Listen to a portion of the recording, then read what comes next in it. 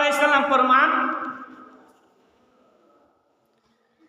যে আমি যখন মেরাজ শরীফে গেলাম, মেরাজ শরীফে যাওয়ার পরে আল্লাহ আমারা 7 আসমান 7 জমিন ভ্রমণ করাইলেন, করানোর পরে বেহেশতে নিলেন, বেহেশতে আল্লাহ দেখানোর জন্য।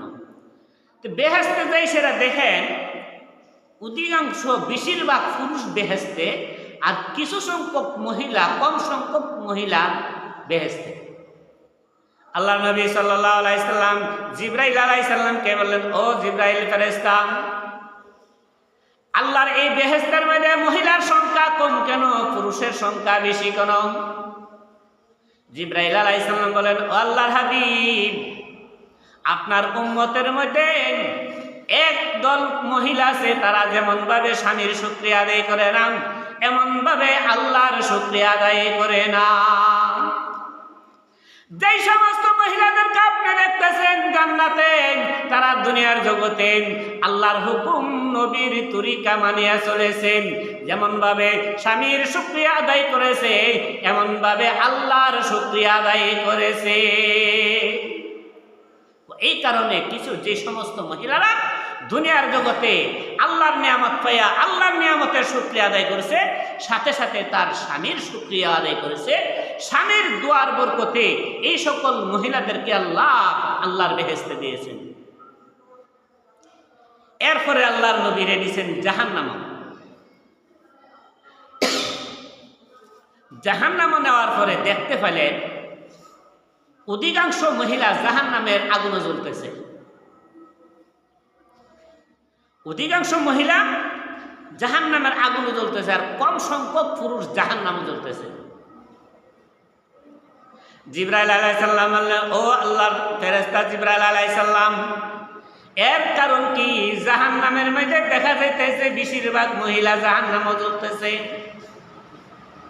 আর কম সংখ্যক পুরুষ জাহান্নামে জ্বলতেছে।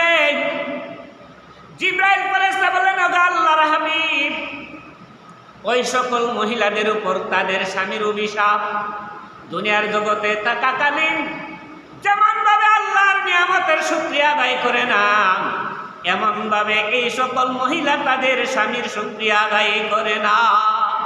তারা তাদের স্বামীর সাথে বেয়াদবি করেছে, তারা তাদের স্বামীর সাথে অসৎ আচরণ করেছে, তাদের স্বামীর এমন অভিশাপ দিয়েছে, তাদের ব্যবহারে অতিষ্ঠ হইয়া আল্লাহর কাছে বলেছে, হে আল্লাহ, আমাকে তুমি এমন একজন স্ত্রী দিয়েছ যে স্ত্রীর ব্যবহার আমি অতিষ্ঠ হয়েছি, যে স্ত্রীর ব্যবহারের কারণে আমি স্বামীর চক্ষু দিয়া পানি বাহির হইতেছে। এই সকল মহিলা হইল অভিশাপ্ত। যেমন ভাবে স্বামীর অভিশাপ করেছে, এমন ভাবে আল্লাহর অভিশাপ তারার উপরে করেছে। যেমন ভাবে তারা আল্লাহর নিয়ামতের শুকরিয়া আদায় করছে না, এমন ভাবে দুনিয়ার জগতে তারা তাদের স্বামীর শুকরিয়া আদায় করছে না। কেমন ভাবে করছে না? পেট ভরে খাওয়াইছে দিনের দিন, হঠাৎ করে 19 থেকে 20 হয়েছে, জামার সাথে কথা কাটাকাটি কইরা জামারে কইতাছে, তুমি কি খাও? জীবনটা কাটাইছি তোমার ঘরে আমি বরবাদ, অনাহারে কাটাইছি, খাইয়া না খাইয়া জীবনটা কাটাইলাম। খুশি মনে একটা বালা শাড়িও দিছে না, খুশি মনে একটা সাবানও না, খুশি মনে একটা তেলের বোতল না, নাউজুবিল্লাহ। অথচ স্বামীর মাথার গাম পাতাই ফেলাইতেছে এই স্ত্রীর জন্য।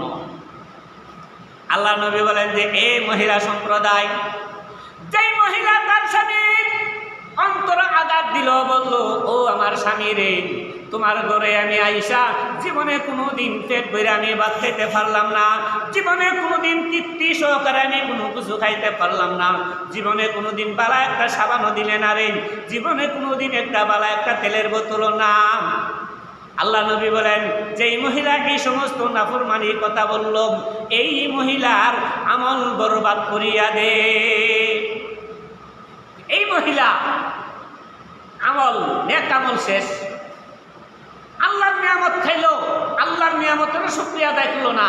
স্বামী যে মাথার গাম ফাটাই ফেলাইয়া স্ত্রীর এই লালন পালন করলো, ভরণ পোষণ করলো, স্বামীরও শুকরিয়া আদায় করলো না। আল্লাহ নবী বলেন, যেমন ভাবে স্বামীর নাশুকুর আদায় করেছে, এমন ভাবে আল্লাহর নাশুকুর করেছে। আল্লাহর নাশুকুর করার কারণে স্বয়ং আল্লাহ এই মহিলার উপর অভিশাপ আর অভিশাপ। এই সমস্ত মহিলারা মৃত্যুর পরে আল্লাহর তৈরি জাহান্নামে দেওয়া হবে। কোনো মহিলা যদি তার স্বামীর উপরে সন্তুষ্ট থাকে, কম পাইল আলহামদুলিল্লাহ, বেশি পাইল আলহামদুলিল্লাহ, সর্বাবস্থা স্বামীর উপরেও সন্তুষ্ট থাকে, তো আল্লাহর নবী বলেন যে এই মহিলা মরার আগে আগে আল্লাহর তৈরি জান্নাত তারে দেখানো হবে, আল্লাহর তৈরি বেহেশত, আল্লাহর তৈরি বেহেশতের টেলিভিশন তারে দেখানো হবে। ভারত উপমহাদেশের একজন শিখ বংশের একটা ছেলে মুসলমানের ধর্ম গ্রহণ করছে। তো মুসলমানের ধর্ম গ্রহণ করার পরে মা বাপে যখন জানতে পারছে যে ছেলে মুসলমানের ধর্ম গ্রহণ করেছে, ছেলের দুইটা এমন মার দেওয়া দিছে, এরপরও হে মুসলমানের ধর্ম ছাড়ছে না, হে বাড়ি ঘর ফালাইয়া একটা পাঞ্জাবি একটা লুঙ্গি লয়ে সেরা দেশ সেরা এমন এক জায়গা গেছে, এই জায়গাটার নাম হইল দেওবন্দ। এন বিশাল বড় মাদ্রাসা। দেওবন্দের বড় হুজুরের কাছে গেলেন, যাইয়া দেওবন্দের হুজুরকে বলতেছেন যে হুজুর, আমি হইলাম শিখ বংশের একটা ছেলে, আমি মুসলমানের ধর্ম গ্রহণ করেছি। মুসলমানের ধর্ম গ্রহণ করার কারণে আমার মা আর বাপ এমনভাবে নির্যাতন করেছে, নির্যাতন করিয়া আমার দেখেন পিঠগুলো ফুলাই এলেছে, তারপরও আমি মুসলমানের ধর্ম ছাড়ি না। আমি আমার মা বাপ ভাই বোন সব কিছু পরিহার করে আমি আপনাদের কাছে আসলাম, আমাকে দয়া করে আপনার মাদ্রাসায় ভর্তি করে। সুবহানাল্লাহ। দেওবন্দের হুজুর মাদ্রাসায় ভর্তি করছেন। কয়েক বছর লেখাপড়া করার পরে আল্লাহর কুদরতিভাবে হেরে এমন জ্ঞান দেওয়া দিচ্ছেন, ক্লাসের মধ্যে 1 নম্বর, সব বিষয়ে মাত কথায় 1 নম্বর, চলাফেরায় 1 নম্বর, ব্যবহারে 1 নম্বর, পড়ার মধ্যেও 1 নম্বর। তো এই টাইটেল ক্লাসে যে সময় শুরু হয়, এ সময় এই দেশের একজন কোটিপতি ধনী মুরব্বী হুজুরের ক্লাসের মধ্যে বৈশা বৈশা হুজুরের বয়ান শোনেন। দীর্ঘদিন শোনার পরে পরীক্ষার আর 3 মাস আছে বাকি। এই দিন হুজুরের মুখের দিকে চাইছে না, খালি ছেলের মুখের দিকে চা, খালি ছেলের মুখের দিকে চা। ছুটির সময় এসে হুজুরকে বলতেছেন যে হুজুর, আমার একটা কথা, আজকে আপনার ছাত্রদেরকে একটু সময় রাখেন, আমার কিছু কথা আছে, আজকে আপনি একটু পরে তাদেরকে ছুটি দেন। হুজুর বলতেছেন যে সমস্যা কি, দরকার কি বলুন। বলতেছেন যে এই ছেলেটার বাড়ি কোথায়? হুজুর বলতেছেন যে হে মুরব্বী, এই ছেলেটা হলো শিখ বংশের ছেলে, মুসলমানের ধর্ম গ্রহণ করেছে। এই ছেলেটার মতো অসহায়, এই ছেলেটার মতো এতিম অসহায় আর কেউ হতে পারে না। এই ছেলেটা পড়ার মধ্যে 1 নম্বর, চলাফেরার মধ্যে 1 নম্বর, মাত কথায় 1 নম্বর, সব কিছুই আল্লাহ তারে 1 নম্বর বানায় দিয়েছে। এখন ছুটি দিলাইন। হুজুর বলতেছেন, মদনী সাহেব রহমতুল্লাহ আলাইহি বলতেছেন, এখন ছুটি দিলাইন। ছুটি দিলাইছেন। ছুটি দেওয়ার পরে হুজুরের কথা, এখন আপনি বলেন আপনার সাথে আমার জরুরি কথা কি। তো আমার কথা হলো এই ছেলেটার কাছে আমার মেয়ে বিয়ে দিতাম। কারণ হুজুরে হাসি মারছে, ওইটা কোন ধরে কেমন কথা, তুমি এই দেশের কোটিপতি আর হেউ একটা ইতিম অসহায়, মা নাই বা হনাই, কোনো কিছু নাই, তো এই ছেলের মধ্যে তুমি বিয়া দিবা কিভাবে? তো যে আমি বিয়া দিতাম আপনি মাইনা লাইন, তো আমি মানবো কিভাবে? যে বেটা বিয়া করতো ওই বেটা আমি জিগাইল ওই এ পরে খবর দিয়ে আনছেন। খবর দিয়ে না বলতেছেন যে হে ছেলে, তোমার কাছে একটা কথা বলতাম, কথাটা হলে যে মুরব্বীর মেয়ে তোমার কাছে বিবাহ দিত, তুমি রাজি নিন। ছেলের সাফসাফানা যে না হুজুর, আমি এই রুকের মেয়ের বিবাহ করতাম না, কারণ হইল আমি হলাম এতিম অসহায়, আর এই লোক হলো এই দেশের কোটিপতি, তার মেয়ের আমি বিবাহ করতাম না, তার মেয়েরে বলেন অন্য জায়গায় বিয়া দেওয়ার জন্য। হুজুর এই ছেলের বিদায় দিত, এখন তুমি বাও এই লোকের বিয়া দিত তুমি না করো কেন? ছাত্র বলতেছে হুজুর এই লোকের কোথাও মানি না, আমি আমার ব্যক্তিগত কোনো মত মানি না, আপনার নির্দেশ আপনার হুকুম মানি, আপনি যদি আমার হুকুম করেন তাইলে আমি রাজি। তো আমি হুকুম করলাম তুমি বিয়া করো।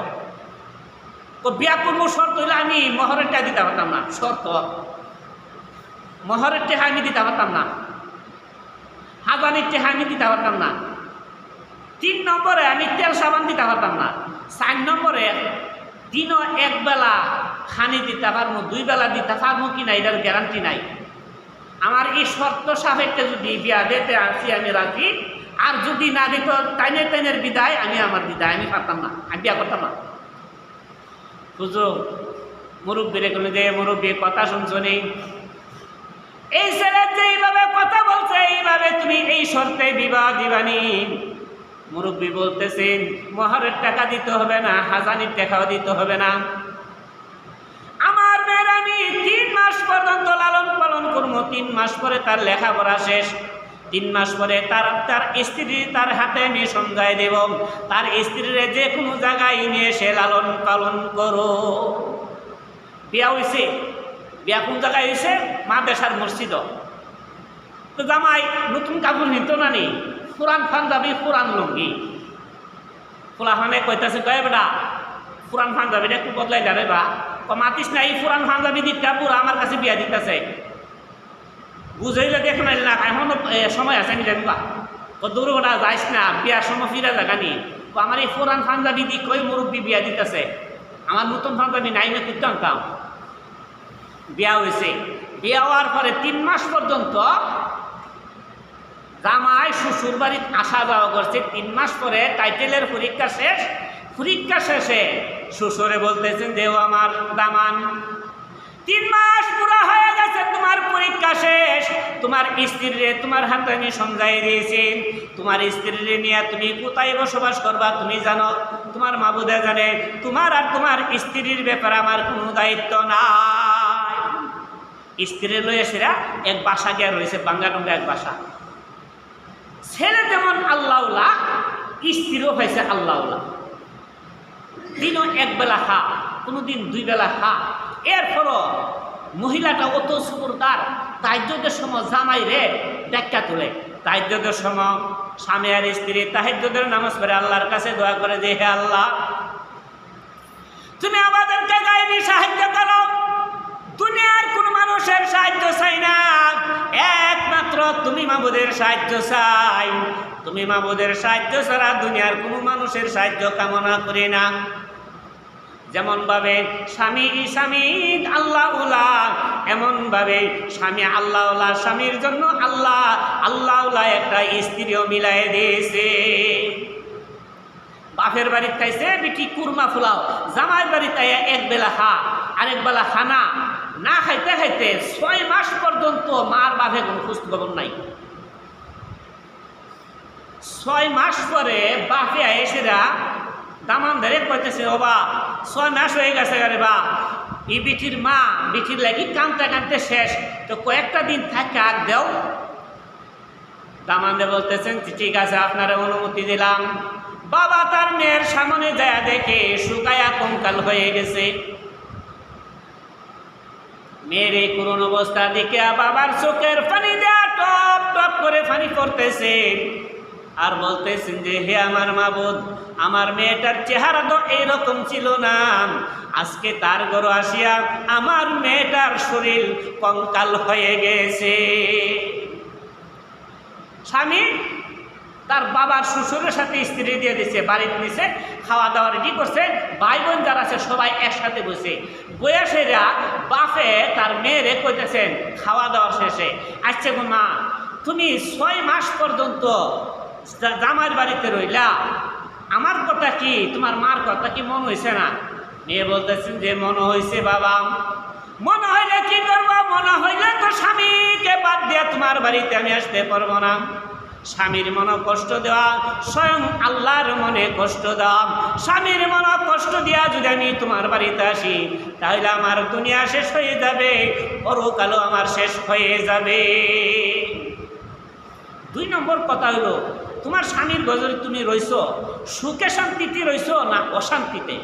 মেয়ে বলতেছেন যে হে আমার বাবা, আমার স্বামীর বাড়িতে আমি যতদিন রয়েছি খুব শান্তিতে আমি রয়েছি, আমার স্বামী আমাকে অত আদর আর মায়া করেছেন যেই মায়া আর মহব্বত আমি দুনিয়ার কোনো মানুষের কাছে পাই না। যাইয়া দেখো আমার স্বামীর ঘরে আমার মাছ আছে, চাউল আছে, ভাত আছে, কোনো কিছুর অভাব নাই।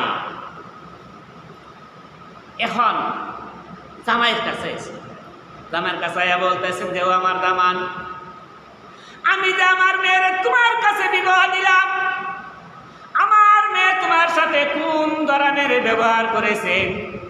আমার মেয়ের ব্যবহারে তোমার মনের মধ্যে কোনো কষ্ট পাইছনি? তুমি বলো। তোমার মনের মধ্যে যদি বিন্দু থেকে বিন্দু পরিমাণ কষ্ট পাইয়ে থাকো, তাহলে আমি জানি আমার হুজুরের মুখ থেকে শুনেছি এই স্ত্রীর দুনিয়াও শেষ হয়ে যাবে, পরকালও শেষ হয়ে যাবে। স্বামী বলতেছে যে আমার আব্বাজান শ্বশুর, আমার ভাগ্যে এমন একজন মানুষ মিলেছে আমার স্ত্রীর মতো, এমন আল্লাহওয়ালা মহিলা আমার জন্মের শুরু থেকে এই পর্যন্ত কত মহিলার সাথে আমার দেখা হয়েছে, আজ পর্যন্ত আমার স্ত্রীর মতো ভালো মানুষ আমি পাইছি না। আমার স্ত্রীর মতো আল্লাহওয়ালা মহিলা আমি দুনিয়াতে পাই না। আমার স্ত্রী আমার সাথে এমন ব্যবহার করেছে, তার ব্যবহারে আমি সর্বক্ষণ খুশিতে দিন কাটাইছি।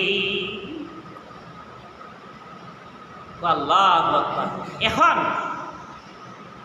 স্বামীর কাছ থেকে বাপের বাপ স্ত্রীর কাছে বুড়ার মেয়েরে কইতেছে যে মা, তোমার ভাগ্যে এমন একজন স্বামী আল্লাহ মিলাই দিছে, তোমার স্বামীর সাথে তুমি যে ব্যবহার করেছো, তোমার যেই প্রশংসা তোমার স্বামী করেছে, এই প্রশংসায় মনে হয় কাল কিয়ামতের দিবসে আল্লাহ তোমারে ক্ষমা করে দিবেন। আল্লাহ নবী সাল্লাল্লাহু আলাইহি ওয়াসাল্লাম ফরমান, যেই স্বামী আর স্ত্রী আল্লাহওয়ালা, তাদের বেহেশত দুনিয়ার বুকে এমনভাবে পরকালে বেহেশত, স্ত্রীর দোয়ার বরকতে স্বামীকে আল্লাহ বেহেশতে দিয়ে দিবেন, এমনভাবে স্বামীর নেক দোয়ার বরকতে আল্লাহ স্ত্রীর বেহেশতে দিয়ে দিবেন। মরণকালে আল্লাহ বেহেশতের টেলিভিশন দেখাইয়া আল্লাহ ইমানের সহিত পরকালে নেবেন। পরকালে যাওয়ার পর আল্লাহ রাব্বুল আলামিন ওই স্বামীর হাতে স্ত্রীকে ধরার জন্য বলবেন। আল্লাহ বলবেন, এ মহিলা গো, দুনিয়ার জগতে তুমি বেহেশত অর্জন করে আসছো, পরকালে তোমরা আসছো গো, তোমার স্বামীর হাতের উপরে ধরিয়া তুমি আমি আল্লাহর তৈরি জান্নাতে যাইতে থাকো। তোমার উপর তোমার স্বামী যেমন ভাবে সন্তুষ্ট হয়েছে, তোমার স্বামীর প্রত্যেকটা ডাক আমি কবুল করেছি, তোমার স্বামী প্রত্যেকটা মুহূর্তে তোমার জন্য রহমতের দোয়া করেছে, তোমার স্বামী তোমার জন্য সর্বক্ষণ নেক দোয়া করেছে, তোমার স্বামীর নেক দোয়ার বরকতে আমি আল্লাহ তোমাকে তোমার আগে পিছনের সমস্ত গুনাহ মাফ করিয়া আমি আল্লাহ তোমার জান্নাতি বানাই দিছি। এমনভাবে স্বামীরও বলবেন যে, হে ছেলে, ও ছেলে রে, আমি আল্লাহ তোমার উপর খুশি হয়েছি, তোমার স্ত্রীর ব্যবহারে, তোমার স্ত্রী তোমার উপর সন্তুষ্ট হইয়া তাহাজ্জুদের সময় হাত তুলিয়া তোমার জন্য দোয়া করেছে, আমি আল্লাহর কাছে দোয়া করেছি, হে আমার মৌলা, আমার মাবুদ মৌলা রে, আমার স্বামীর ব্যবহার আমি খুশি, আমার স্বামীর উপর আমি খুশি, তুমি মাওলা আমার স্বামীর উপর খুশি হয়ে যাও, আমি খুশি হয়েছি, তুমি খুশি হয়ে দাও, আমার স্বামীরে তুমি ক্ষমা করে দাও, পরকালে আমার স্বামীরে তুমি চির জান্নাতি বানাই দিও। হে ছেলে আর মেয়ে, দাও, তোমরা উভয়জন জান্নাত অর্জন করেছো, তোমরা একে অপরের দোয়া আমি কবুল করেছি, আমি আল্লাহ তোমাদেরকে জান্নাত দান করেছি। আমার ভাইয়েরা, আমার বোনেরা, আল্লাহ রাব্বুল আলামিন বলেন, ইয়া আইয়ুহাল্লাযীনা আমানুত্তাকুল্লাহ, ও দুনিয়ার জগতের ইমানদার নর আর নারী, তোমরা আমি আল্লাহকে ভয় করো, ভয় করার মতো করো, আর তোমরা দুনিয়ার জগতে থাকাকালীন পরকালে জান্নাত তৈরি করে আসো। পরকালে জান্নাত তৈরি করার ব্যবস্থা নাই, জান্নাত পাইবার জায়গা হলো দুনিয়া, দুনিয়াতে নেক কাজ করিয়া পরকালে জান্নাত তৈরি করে নিয়ে আসো। যদি তুমি নেক আমল নিয়ে না আসো, পরকালে তুমি জাহান্নামের যোগ্য হয়ে যাবে। আল্লাহ রাব্বুল আলামিন আমাদের সকলকে এই কথার উপর আমল করার তৌফিক দান করুন। ওয়া আখিরু দাওয়ানা আনিল হামদুলিল্লাহি রাব্বিল আলামিন। সবাই দোয়া করেন, আলহামদুলিল্লাহি রাব্বিল আলামিন, ওয়াল আকিবাতু লিল মুত্তাকিন, ওয়াসসালাতু ওয়াসসালামু আলা সাইয়্যিদিল আমবিয়া ওয়াল মুরসালিন ওয়া আলা আলিহি ওয়াস সাহাবিহি আজমাইন। ইয়া আল্লাহ, ইয়া রহমান, ইয়া রহিম, ইয়া করিম, আল্লাহ তোমার দিনের আলোচনা হয়েছে, তোমার তোমার নবীর উপর দুরূদ ও সালাম পাঠ করা হয়েছে, এগুলোর সব হুজুর সাল্লাল্লাহু আলাইহি সাল্লামের পাকে পৌঁছায় দাও, সমস্ত নবী রাসূলগণের পৌঁছায় দাও, সমস্ত মুমিন মুসলমানের পৌঁছায় দাও। আমরা রে মাফ ফরমাও, আমরা মা বাপ ভাই বোন পরিবার পরিজন বাচ্চাকে মাফ করে দাও। আসমানি আযাব গজব থেকে বাঁচাও, দুনিয়ার ফিতনা বাঁচাও থেকে বাঁচাও, ইজ্জত সম্মান দান করো। আমরা যত সমস্যা আছে দূর করে দাও, আমরা যত হাজত আছে আল্লাহ তুমি পুরায় দাও। আমরা তুমি গায়েবী সাহায্য করো, তোমার ফেরেশতা দিয়ে সাহায্য করো, তোমার যে কোনো বান্দাবান্দির মাধ্যমে সাহায্য করো। আমরা ছেলে মেয়েরা তুমি দিনদারি পরহেজগারি দান করো, শয়তানের ধোঁকা থেকে ওয়াসওয়াসা থেকে আল্লাহ তুমি হেফাজত করো। আমরা রিজিক দাও, আমরা ছেলে মেয়ের রিজিক দাও আল্লাহ। মরণকালে পবিত্র ঈমান নসিব ফরমায়ো, আমাদের সকলকে আযাব আর গজব থেকে হেফাজত করো। আমিন বিরহমাতিকা ইয়া আরহামার রাহিমিন।